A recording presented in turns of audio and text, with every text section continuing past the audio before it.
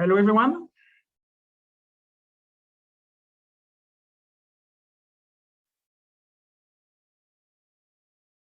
Hello, everyone. So my name is Thibaut Godefroy. I'm in charge of power system for commercial Schneider to cover Asia Pacific zone. I'm very happy to be with you today, and I want to thank the whole CCI Asian team for the organization of this meeting. At the end of the presentation, so I hope in 30 minutes, we will have the opportunity to have a Q&A session. In between, you have a Q&A button, so do not hesitate to use it, and I will do my best to answer to all the questions right after the presentation or in between if I'm able to manage all those questions. So thanks once more to be with us today. The topic I want to share with you is about innovation, and it's how it's a key topic in terms of innovation to reach the sustainability goals. As you may know, right now, 80% of CO2 emissions are coming from the energy in infrastructure, industries, or transportation activities. Obviously, such a CO2 impact, you may imagine how it's raising the ESG interest. So what we call the ESG, it is E for environmental, social, and governance. We'll pay much more attention today on the E for environmental, but we should not underestimate the two other ones. So ESG interest, I was saying, is raising, obviously, not only from customers or employees' point of view, but also with other stakeholders such as investors. And they are more and more focusing now at what we can call the non-financial criteria. This is putting us as a company, as a user also, a tremendous pressure to go fast, to go even better than competition. And so all the topic today is truly to identify the way we can leverage the innovations to go in this energy transition. I will start with a few words just to remind to everyone the mega trend we are facing. I guess it's not a surprise for anyone. We are talking about that since 2-3 years, perhaps. So it's what we call, or what I like to call the equation, the E plus 3D equation. The world is becoming more electric, more digitized, more decarbonized, more decentralized. So more electrical vehicle, more consumptions. We have every day in all our houses, in all our professional life, we have more usage of this electrical energy. More digitized, I would say not a surprise. And even today, it is accelerating with the pandemic period we are facing. Work from home, we have the lockdown. We need also to manage our team remotely. We have also to manage some sites remotely. So digital is becoming a key leverage since few years now. Decarbonized, we will come back on that. Obviously, climate urgency, it's a key topic for everyone, for governments, for people. And there is a tremendous awareness now about that. Even US coming back around the table with a Paris Agreement. So definitively decarbonized is a key topic right now. And more decentralized, very important topic, because obviously when we are talking about more decentralized, we are talking about renewables energy. We are talking about renewable energy in buildings, renewable energy in farms, renewable energies in even some private houses. So it's complexifying the demand response for the infrastructure, but also it's becoming more and more important because it's a leverage for decarbonization. So it's a true topic. And once more, we will come back on that with innovations we may have overall the topics. So E plus 3D, mega trend since years, tremendous acceleration with the COVID-19 situation, pandemic we all are facing right now. Is it the only mega trends happening right now? No. So we talk about the climate. I will not come back on that, or I will come back later on this one. But shareholders, I was talking about the investors. Definitively, pressure is on our shoulders, but also the social aspirations.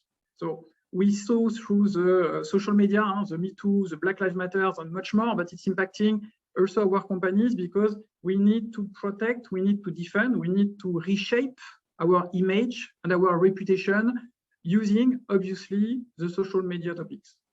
Overall, it's the ecosystem who is putting the pressure on our shoulders, so that we are not talking anymore only about the financial performance, but we are talking about everything matters, the ESG topic and the sustainability topic. I would like to focus perhaps on the investors, because to finance, to fund our investments, to fund our transformation journey to go for cleaner energy, obviously, we need those stakeholders. And with those stakeholders, what's happening? We can see here the fast increase in terms of EGS funds, more than 2,000 EGS funds now in less than 6 years. So it's huge transformation coming from these funds. And we can see, so sorry for that. We can see here, just to quote BlackRock, a famous and a major investment funds, we believe that sustainability should be our new standard for investing. The message is clear. It's not only about bottom line and profitability, it's also about this reputation, about this sustainability journey.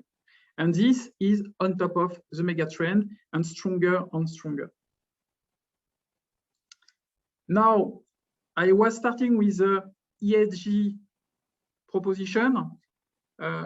You should know, it's quite well known now, that there is a clear and simple universal framework. So it has been built by the United Nations. So it's called the 17 goals, the 17 sustainable development goals to transform our world. So it's covering environmental, social, and governance. Once more, we will more focus in this session about the environmental one. Social, we will talk about, because as a company, we have to take care about our own employees, and obviously there is the customers behind. So we set up the scene with the mega trend we are facing, the pressure coming on the shoulders of the companies for infrastructure. If we want to summarize the needs, to make it simple, the first topic when we are starting the journey is to have the goals on the roadmap. So here, it's just for a matter of illustration. I put the way in Schneider we built our own roadmap. So my topic here is not only to talk about Schneider, obviously, just to share the experience. So sometimes you will see I'm referring to Schneider, to the customers. It's more to share in an open way the experience we are facing. So define the goals on the roadmap. It's about speed. The climate urgency is here. So no time to lose. It's about also skills, because you will see that through the innovations, the digitization part is taking a big space in that, and we are not all prepared to jump in this IoT journey. So skills can be at stake, and we need to transform also our people. Communication, image, typically see what's happening in oil and gas. The big major in oil and gas are going very, very fast to change this image, to change their reputation, otherwise they will disappear. So definitively image at stake. And obviously it's on top of, meaning that it's on top of financial performance. We cannot forget financial performance. So it's truly a new need we have. And with the need, there are coming the challenges. Changes related to speed, so the acceleration, and even more acceleration during the pandemic time, because we need to switch from one day to another to be able to manage our people, to manage our customers, to manage our supply chain. It's about complexity also, because we are talking about new topics with the IoT, with the digitization. We are talking sometimes also about new topic to improve our energy mix, including the renewables. And at the end, we need to pay that without impacting the bottom line. So everything is about also ROI somehow. I repeat, it's on top of the financial performance. So clear needs, clear challenge. And now the big topic will be how we solve that. So once more, what I will share here is a vision with Schneider Electric customers, Schneider Electric as a his own customer also. You will see that what we are pushing as solutions, we are applying to ourselves. So just to make it short, Schneider Electric is a worldwide company, but truly local. We are local based, and in Asia, we are covering 30% of the revenue of Schneider Electric. So in almost all the countries, we have our people there to support the customers, to support the ecosystem. And it's about energy management and about industrial automation. So we are covering infrastructure, buildings, process, industries. Why I wanted to share also with you this part is in Schneider Electric, since more than 10 years, we started the journey. So everything I'm sharing with you today is not about something which is totally new. What is new is the speed and the interest. But since years, so since 10 years exactly, we are engaged in that. So we are quite clear and quite mature in terms of roadmap. Obviously, room for improvement. We are not better than all the other companies, but at least we have a plan, and towards this plan, we are able to deliver. You see, carbon neutrality 2025, no gas end of SF6, and we'll come back on this SF6 story for 2025 also. Net zero operational emissions by 2030, it's tomorrow, and net zero full supply chain by 2050. So it's more longer, but much more difficult to prove. And here, as usual, there is plenty of corporations to assess, rate, and I'm quite happy to share with you that 2 months ago, we have been nominated as the most sustainable company worldwide by Corporate Knights, so a very great achievement. And once more, topic is not to celebrate, topic is more to share with you what we did well, what we did perhaps less well, and how the customers are leveraging this experience we are getting everywhere. Once more, everywhere, starting being local in all the countries in Asia, typically. Now, I'm talking about experience, so I'm talking about results, obviously. So here we have consolidated through many projects, and thanks to our customers to allow us to share with you the different results on the way we were structuring our journey with the customers to go to sustainability and to go to decarbonization. The first lever for us and with our customers was obviously the energy efficiency, because with the energy efficiency, we are targeting 2 topics. First, to protect the bottom line and to finance the transformation, and directly also the decarbonization. So you see, when we are doing the right things, and we will see how later on, consumption savings up to 85%. It's huge. And we know, all of us, we know that there is in a lot of industries, a lot of buildings, still a lot of savings to be done. In terms of cost, average, we are talking about 30%. Those 30% are key to finance the rest and to make sure that we are not impacting the bottom line. Productivity, so you will see how softwares, digitization are helping us to go faster, to avoid a lot of rework during the design phase, the build phase of the projects or the assets, and it's bringing up to 60%. Operations, same topic. We are able to talk about maintenance operations, 75% cost reduction, and all those reductions are getting 2 impacts: protecting the bottom line, plus helping us for the decarbonization. And you see that overall today, with what we have achieved with our customers in a true partnership, is 50% CO2 footprint reduction. Is it enough? Not, but based on those actions and this feedback, it's allowing us to target our ambition for 2030 to become net zero emission. So to become, for us, internally in Schneider, and obviously to our partners as customers who are somehow with whom we are sharing the same roadmap or a similar roadmap to leverage the experience. Once we have said that, energy efficiency, productivity to deliver sustainability on CO2 footprint, the good news is that obviously it's without any compromise in terms of reliability and safety. Safety, obviously a key topic right now with COVID, but a key topic to protect our people, to protect our third parties, to protect our customers, and reliability because it's protecting the bottom line. Now, I was talking about the levers, the enablers, and once more, you will see I will talk a lot about digitizations and the innovations which are at the heart of the overall system. Let's start with the first level, which is to get the full life cycle of the asset.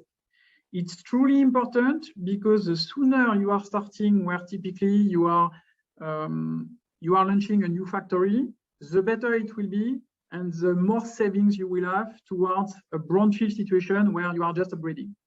So we will come back with more details on that, but keep in mind, asset lifecycle, early stage, and to cover till, let's say, the operations and maintenance one. Then we have the EcoStruxure. So from the building, from the first software, we need then to manage all the IoT story, the equipment, the process. And for that, we have EcoStruxure platform, which is an IoT platform, an IoT architecture, able to cover what we call the end markets. We will come back to that. And we have some expertise for those end markets to make sure that we are doing cybersecurity and we are delivering control monitoring on the premise, but also we are able to do computing at the cloud level to manage machine learnings, artificial intelligence. The third level, which this one is more as usual, because here we are coming back to hardware. We need the IoT equipment to generate the data. It's coming from those equipment. And here we have a major innovation, which is called SF6-free. SF6, we will come back on that, is a greenhouse gas, and we are now able to eliminate it. You see 3 levels coming from digital layers to hardware. You may imagine that it's starting to be complex. So obviously, to support all this transformation, this energy transition to a cleaner energy world, we are getting consulting and service team. So basically energy and sustainability services, which are there to guide the customers through this journey and also to provide alternative sources of energy. We will come back on this one, but typically solar top for the buildings, solar top for the farms, wind also in some countries. And all that will be monitored through EcoStruxure with microgrids. So you should know smart grids, microgrids. It is the way those worlds are connecting through the infrastructure to deliver a better energy, a more efficient energy, a more cleaner energy. Let's go illustrating the asset lifecycle, the first enabler.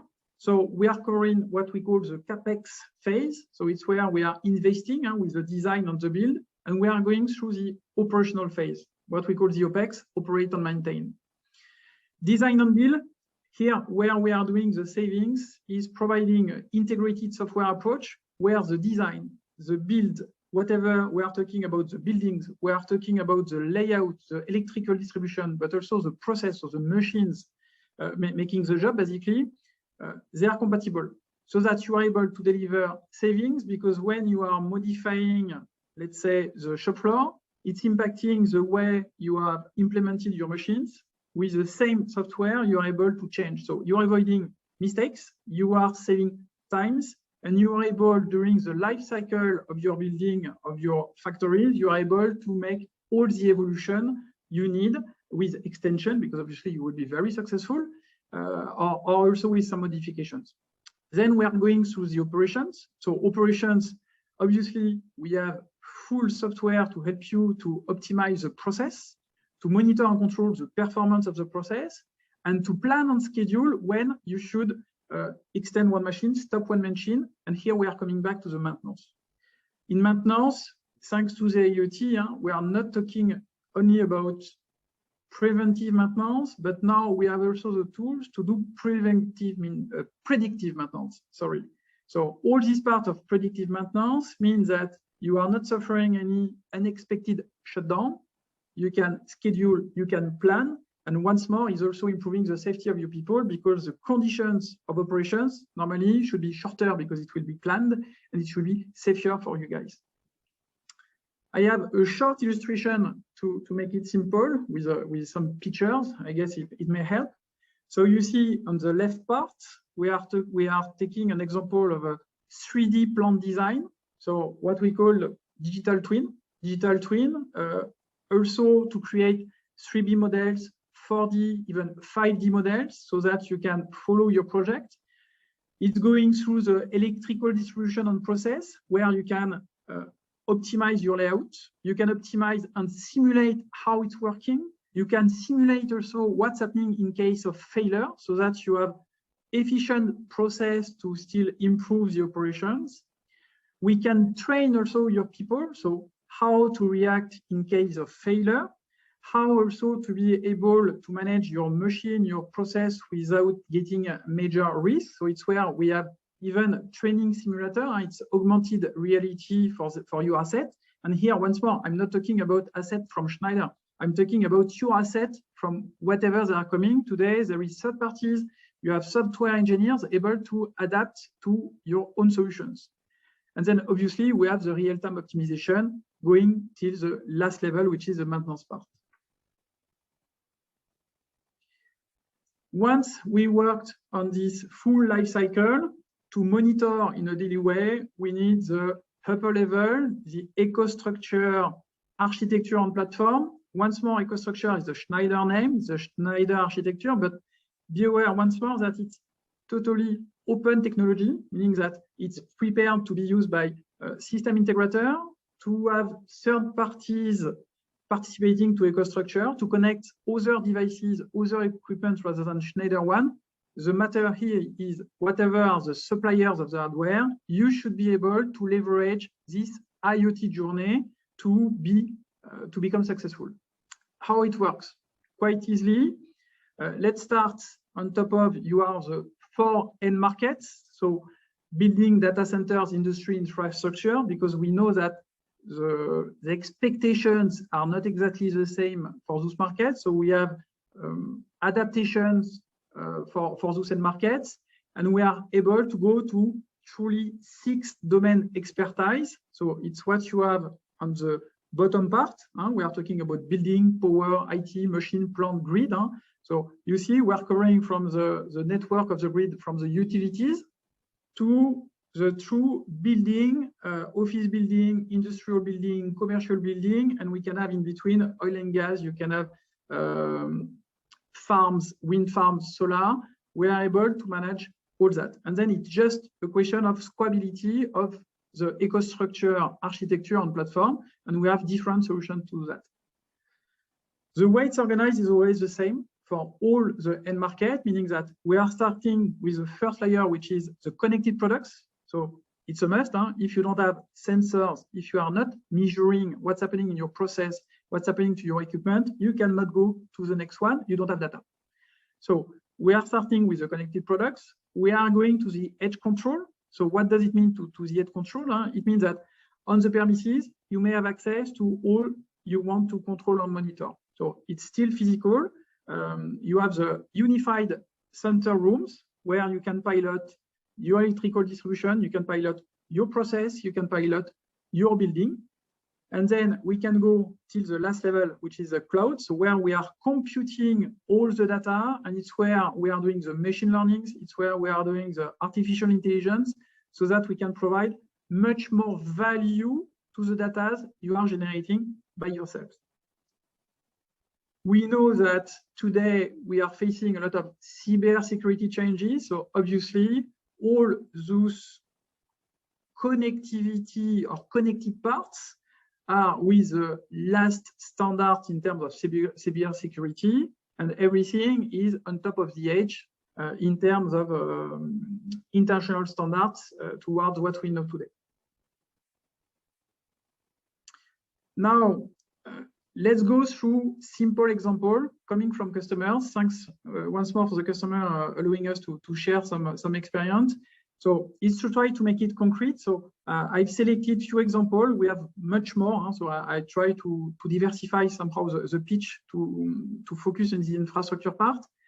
BP, so oil and gas one, we pre-engineered some solutions with them at early stage. So we have used the design and build part to optimize their layout, to optimize their processes. And at the end, we have been able to provide savings to them between 15 to 25% for the CapEx and the OpEx.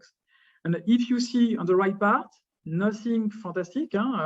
We are just using the IoT hardware, connecting to the edge, going to the analytics to provide the full value and so on. So 15%, 25%, when you know the versatility of the price of the oil today, it's a major advantages for the oil and gas industries.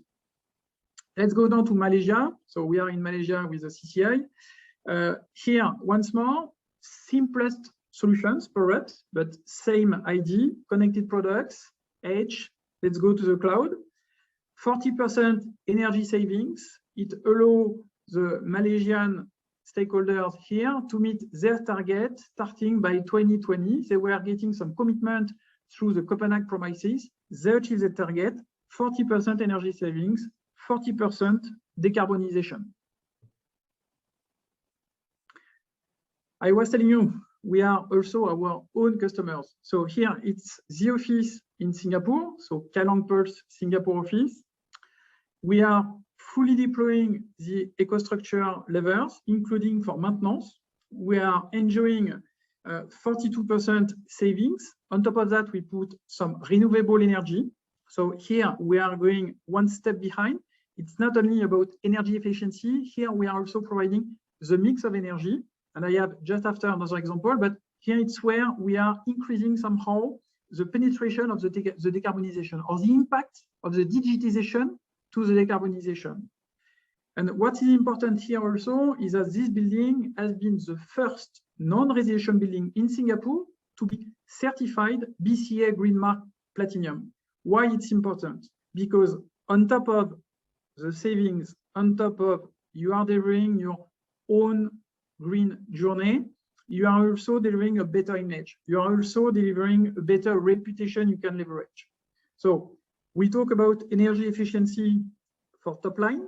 Energy efficiency also get positive impact on decarbonization. Solar coming decarbonization, and everything protecting the company plus the reputation. Another example from Schneider, an easy one, a factory, a pure factory, so manufacturing components for Schneider.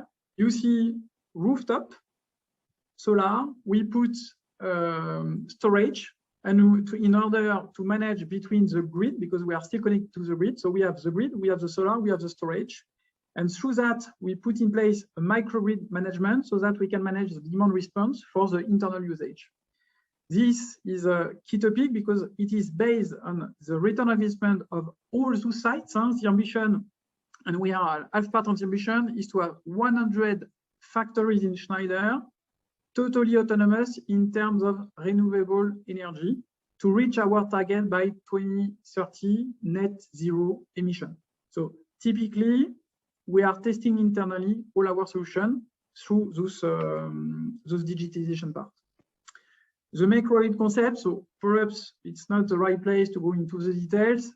Just to remind you, solar panels, same for wind, producing either to be consumed immediately or to be stored with electrical storage.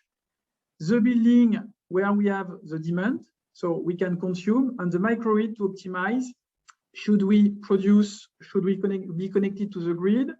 Should we isolate because there is a breakdown in the grid? All these topics are managed by the microgrid. And you see also it's taking into consideration new needs such as EV chargers to manage your float of cars.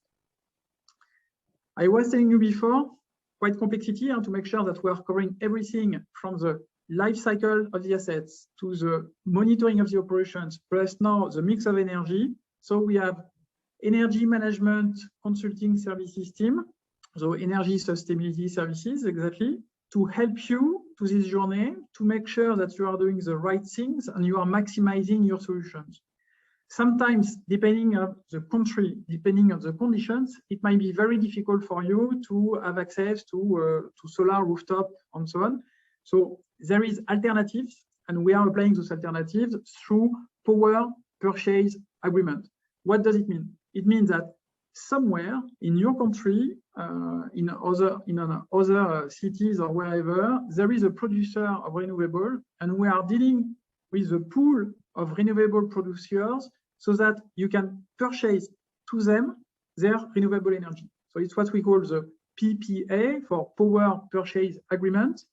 Until now, we have been able to sign for more than 9 gigawatt contract for global energy renewable. And you see, for many, many different brands in many, many different countries, once more, every country is getting his own challenges, his own resources. So the local team are there to help you to find what is the best for you, what is the best for your customer, what is the best for your ecosystem. Another customer enjoying this PPA example. So here was in North America, Equinix, so data centers. We saw buildings, we saw oil and gas. Now it's about data centers. Thanks to those PPAs, they have been able to cover all their targets in terms of renewable mix. So they are reaching their target in terms of sustainability towards renewable. And on top of that, through the other actions providing energy efficiency, they have been able to save 23 million euros. Not euros, sorry, dollars. So once more, concrete example to show you that even if it's complex, we are providing, thanks to digitization, this kind of savings so that you can found your transformation and you can go ahead, and there is no ambiguity between should I select between ROI or should I select with climate actions. The other pillar was innovation with the hardware. Once more, we talk a lot about the digitization. We need to talk also about the hardware, about the equipment. And here, perhaps you know, but in medium voltage, we have what we can call a super gas, a very, very efficient gas for our industries in energy, which is SF6. Is very safe, very stable, is quite cheap, so very efficient. But there is a but, obviously, is getting a huge greenhouse and global potential warning. So it's where we work to change that, and I will provide you more details. It is definitely an innovation because we are the first one taking commitments to replace 100% of the existing ranges. So it's a major disruption for our sector. Doing so, also, I wanted to introduce you that once we are developing these new products, so typically here, I took the example of the UPS, we are applying green premium eco-design concept to make sure that since the day one, the new products are well thought so that they are not a challenge for the health or for the climate. So what are the 3 main criteria to be green premium? Energy efficiency, and you know that with fridge, for example, more and more in our daily basis, we are facing those labels which are energy efficiency certified. No more hazardous gas or materials, so no mercury, no halogen free. So it's a peace of mind for human and environmental health. And the third point, very important also, is about the circular economy. How are we making sure that we are doing the best of we can to recycle the raw materials? Perhaps you are aware about what's happening in the raw material market. Copper booming, aluminium booming, nickel booming. So more and more, if we can reuse all those raw material, I guess it makes sense from an economical perspective, but also for, once more, to protect the resource of the planet. So it's what we call the green premium, eco-design, eco-friendly. All our new products, all our new innovations are based on those principles. If I come back to the SF6, I was saying that it is a major disruption for our industry. Just few figures. I was telling you that 80% of the energy, the CO2 emissions are coming from energy. Big part is coming with SF6. You see, 1 kilo SF6 equal to 23 tons of CO2. What does it mean? In terms of equivalent, it means 100,000 kilometers with a car. It means 12 flights between Singapore, New York, coming back to Singapore, just for 1 kilo. So it's huge impact. It's so huge that this gas is part of the Kyoto Protocol to be banned. When? It's another story, but it's part of the most greenhouse gases impacting the climate. Now, if we see and if we apply the green premium principle to such kind of innovation, what we can say? We can say that those new ranges are SFX3 on purpose. We are using only air and vacuum. So what is the impact for global warming potential? We are at 0. Perfect. Transparent green technology, 0 ambiguity, no alternative gas. We are talking about air. Future regulations. I was talking about Kyoto Protocol. Here, no more questions. It's air. There is no regulations with air. It's even not industrial air. It's just pure air, just clean air. In terms of recycling, it's air, nothing to recycle except then the hardware itself, but there is no gas. So it's safe. 0 compromise in terms of functionality of performance. Our commitment is at the end of the story to have full replacement of the current ranges. So we are developing the roadmap. And in terms of transitions, we pay attention to the footprint so that in every infrastructure of buildings, you can replace whenever it's the right time to make it happen.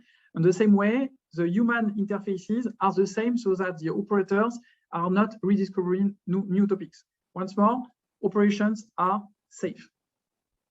So I make it short and simple, I guess, but a true disruption for our sector with the SFX3 innovation topic. Now, and it will be my last slide before your question. If I want to take the big picture, what are we talking about?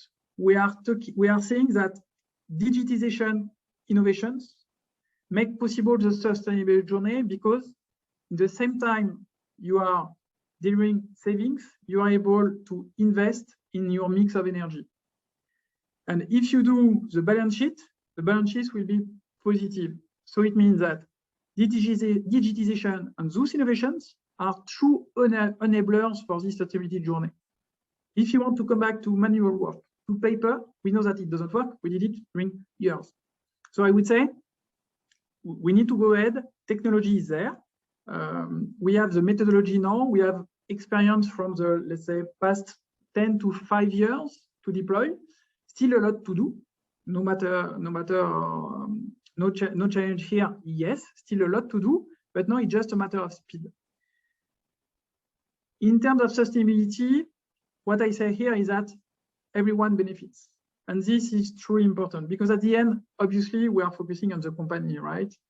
Longer asset lifespan. So it means that your operations are better. The total cost of ownership for your operations are maximized.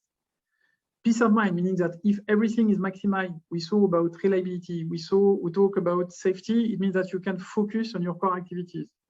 It means that in terms of CapEx, OpEx, we can imagine new business model, energy as a service. We can go to the planet. The planet, the same, protecting resources, protecting the life, the biodiversity, trying to catch up with the climate challenge, the climate urgency, to come back to below the 2 famous degrees, perhaps to achieve the 1.5 increased degrees, so then we can protect the future. The employees, perhaps I did not spend enough time to talk about the employees, but once more, going through the sustainable journey, you are engaging your employees, you are attracting the new talents, you are changing your reputation. It means that the new talents, they will be proud to work in an innovative company such as yours because you are doing IoT, because you are on top of the technical equipment to produce and to do your core activity. So it's about meaningful purpose for your employees and the new talents and to retain them. In terms of business, relationship for life for customers, obviously, you are talking about life cycle. You are talking not anymore about speed, 2 years, ROI, and so on. You are talking about a full story. You are talking about circular economy with IoT inside. And at the end, you are talking about efficiency to protect your bottom line. So once more, thanks to digitization, thanks to innovations, we definitely believe in that sustainable journey will be a success.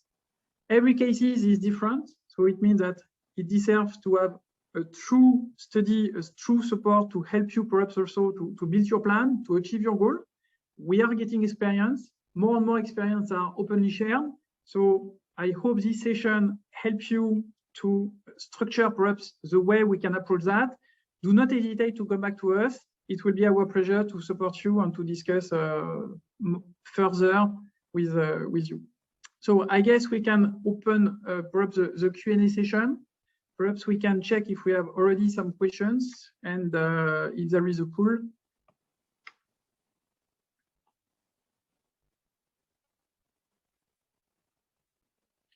So do not hesitate. You have a Q&A button to ask your questions, and it will be my pleasure to answer to all your questions. So merci Thibaut, thank you for this very interesting presentation.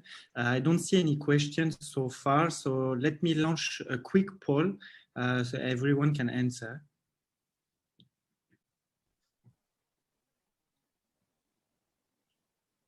Okay, I think everybody can see now. Yes, I confirm. Just for us to estimate the fact.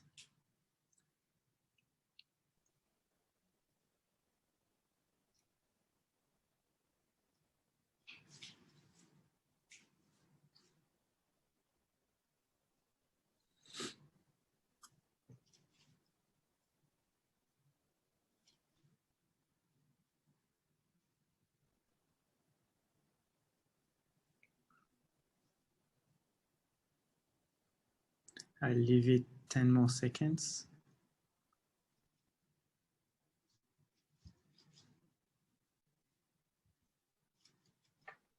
Okay, and then I can share the results.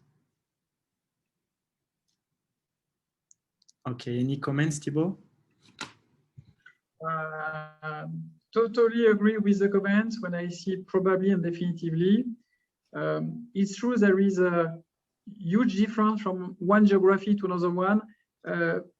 Typically, I can talk, for example, Singapore, big constraints in terms of square meter. So solar, renewable, or wind might be a change from a footprint perspective. Meanwhile, if I go in Indonesia, if I go even in Malaysia, in Thailand, in Vietnam, they are going very fast to develop, let's say, solar farms and so on. So we have those kind of constraints.